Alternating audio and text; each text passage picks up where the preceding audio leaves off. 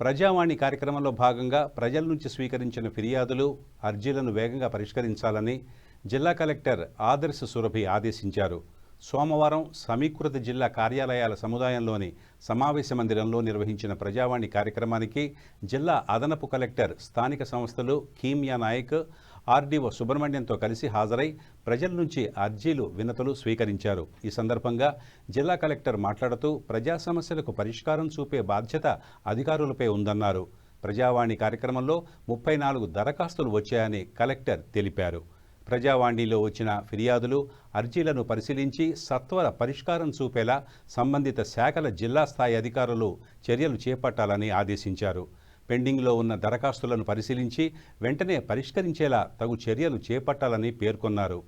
CM, జిల్లా మంత్రి ప్రజావాణి నుంచి వచ్చిన పెండింగ్లో ఉన్న అర్జీలను సైతం వారంలో పరిష్కరించాలని అన్ని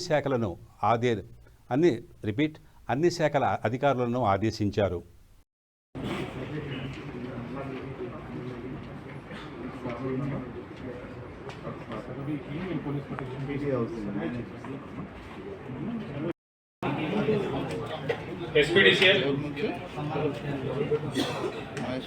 మీ వాళ్ళే ఉన్నట్లుంది కదా ఆయన, వీళ్ళు కానీ వాళ్ళు